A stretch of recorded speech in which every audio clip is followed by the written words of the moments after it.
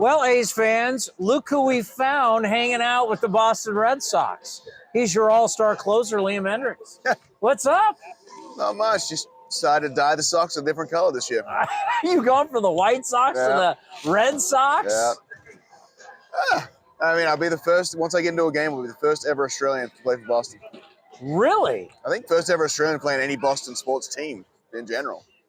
So it's an interesting one. And when we looking, you're going to be able to play? Ideally, August-ish, like right around the start of August. That'll be the 12-month mark, which is what I'm aiming for. I'm 35, not getting any younger, and want to get a couple months in this year. And hopefully, by the way we're playing and the pitching, we're doing all right so far. Hopefully, we can keep that going, and that can be there towards the playoff push at the end. You know, it's fascinating when we look at your career and all the years here, and then you move on from here. We always knew the elbow at some point. And you always said it, and it's a ticking time bomb. You knew it, but you were always like, "I don't care. I'm balls to the wall." Yeah. That's why you're a great teammate. That's why everybody you've played for loves you. You're going to give it everything you had, and then you just knew at some point it would happen, and it's happened. Look, it's bound to happen at some point, and you may as well ride that roller coaster until it goes. And then I realized it went, and so I tried to break it fully. So I came back, I got hurt last year when I came back, and ended up going through doing some live BPs and just went straight back to where it was. So you know what? I'm going to go out and I'm going to try and snap this thing fully. So I went out and long tossed with a weighted ball, tried to throw everything as hard as I possibly could, see if I could do some more damage in there, see what happened. And then long tossed with a light ball, which is apparently, theoretically, it's meant to be worse for your elbow because of the added velocity of throwing with nothing in there. Yeah. Couldn't snap it fully. So, but the surgeon got in there and was like, yeah, this is, because you probably should have had this a while ago. And so you've got what we now know as the brace. Yeah, so I got the UCL reconstruction and the brace in there as well. So it's pretty much just a shiny shoelace. But I always look at it because I have the photos on my phone because that surgeon loves a little bit of a voyeur, loves taking photos. And they took part of my groin out. So I'm like, showing people the photo. Maybe, that's my groin. Yeah. And then there's a shiny little shoelace looking thing in there as well. Well, and what it does is now we extend the career a lot longer. That's the plan. I mean, obviously I'm 35. Towards what people seem to say is the end of the twilight part of my career, but got a brand new elbow and was able to deal with this thing for the last, 15, 16 years. So maybe hopefully extended a couple years by the end of it. I'm trying to beat LaTroy, and he got to 42, I believe. Well, I think about not only about your career as what do you do on the field, but you know as well as anybody what you do on the field helps you do whatever you want to do off the field, and you want to do so much. Yeah, without a doubt. I mean, obviously we're given a platform, especially while we're playing. And obviously in my last couple of years, it's been an interesting ride for me. We were able to meet with a couple of people here yesterday and talk about their journeys. One person she was going through breast cancer, so she was going through all the treatment plans, stuff like that. She's got a double vasectomy plan for May. And then, unfortunately, a girl who was meant to come out last year, she unfortunately passed away in between. And I got a chance to meet her mum and her partner, her married donor, and her uncle. They came out to the game yesterday. And, it's a jarring reality check. But I'm glad they were able to make it out. I'm glad I was able to be here for this trip. Obviously, being on the IL, it wasn't a guarantee. But it's getting a chance to meet people and meet and greet and just talk about their plans, what sort of treatment plans they're on, how their side effects going through chemo and all that sort of stuff. It's really cathartic to be able to talk about it, and I'm hoping I'm kind of getting those people through that side as well.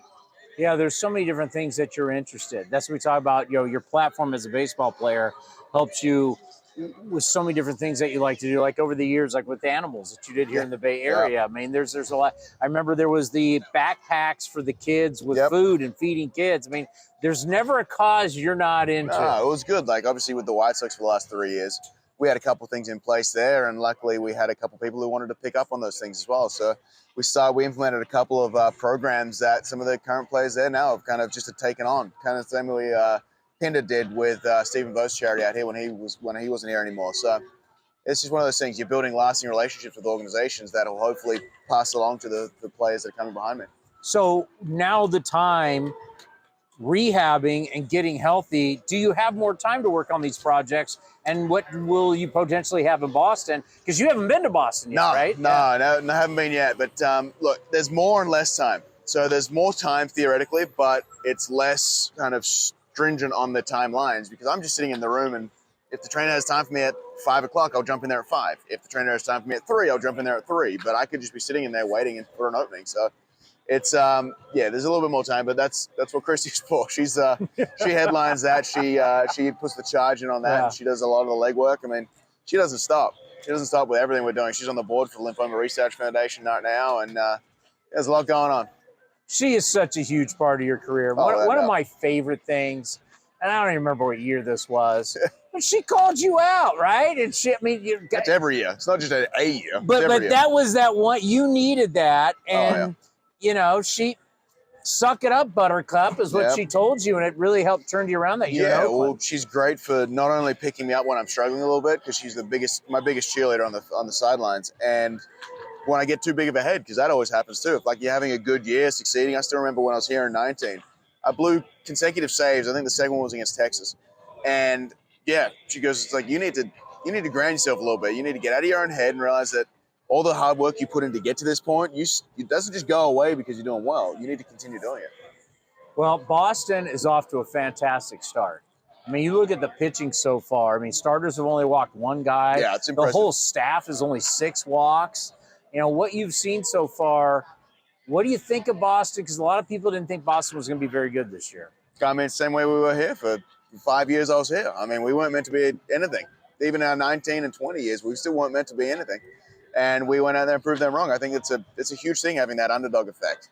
It's you go back there and you're like, okay, well, you don't think we can do this? Watch us. And I mean, you're seeing the Bailey effect right now with him coming over and then having an emphasis on certain things and the competition. So we've got little competitions going around and just like day-to-day stuff, and it's showing dividends.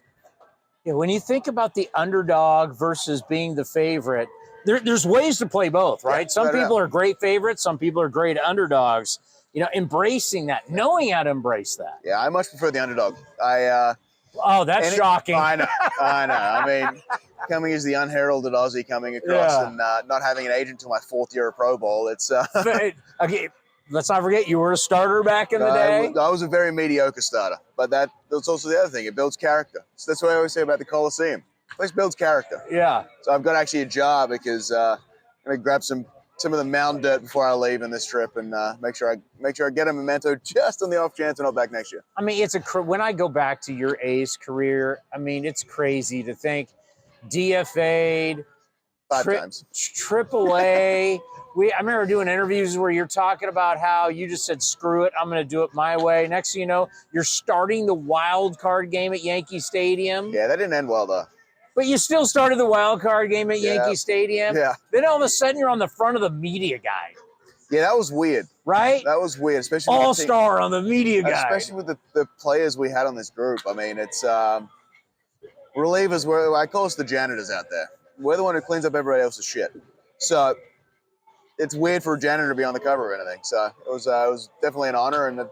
But you look at that team. I mean, we weren't just an individual piece. It wasn't just like one superstar on that team. Yeah. I mean, you could rattle off that roster, and I mean, all the guys that have come through this system that are still playing right now, we'd damn near be the best team in baseball. How much do you think about your time in Oakland?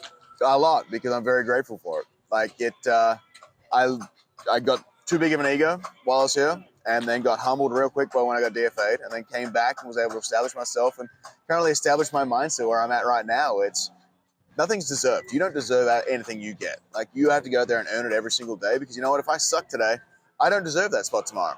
And I got to go out there and make sure every day I get on the field, I'm earning that next day. I miss watching you pitch. I miss pitching. I miss the F-bombs. I miss it. I mean, you are one of the most real guys I've ever covered. What you see is what you get. I'd like to think so. And that's the point of it. I want to be transparent. I want to be who I am. And whether that's in an interview sort of situation like this, whether it be on the mound, whether it be in the clubhouse, I don't change. I'm not a different person when I'm with the boys or when I'm with my wife. I'm the same person. It's just who I am. It's a lot for a lot of people, but I am who I am. Well, I can tell you, as a person that uses your platform, you got a big heart. I've been doing this a long time. I don't think there's anyone I've ever been around who cares more about people. God cares about animals, but just you care about life. and what you've done for so many people. There's nobody like you, man. You're a special human being. I mean, let's be honest. It's not hard to not be a dick. Put it that way. But there's a lot of baseball players that find it really easy to do it. Yeah, I mean, that's the problem I've run into with like certain teams. It's you get that elitist mentality. You all of a sudden you're going to a restaurant or anything like that. You want to cut the line. You want to be like, no, just wait in line like everybody else. It's not going to affect you that much.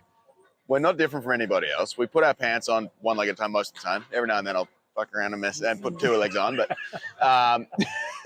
but like at the end of the day, we're all people and we all have lives away from baseball. And if we define ourselves through baseball or use that as a platform to try and overshine everything else, it's going to come back and bite you. Well, I don't remember what year it was, but you did say in an interview with me, you're the only baseball player that's ever said it, that when I leave this earth, I want to make sure I make it a better place. That's the goal. I mean, when I leave this game, I want to make sure it's a better place than when I got it. And you look at certain people now, it's people who are willing to show their emotions now. And that's not because of me. That's because of the generation moving forward. But, I mean, baseball used to be that stoic man sport, and it's getting away from that right now. And that's one thing that is a really cool thing to be a part of, and showing your emotion between the home run pimps, even the little celebrations in the dugout after a home run, the punching out, screaming after a big strikeout. Like, it's part of the game, and it's here to stay. And I'm hoping people embrace it and now look into what the players are doing themselves. Look at what their personalities are. Look at what they do off the field, because there's a lot of interesting people in this game.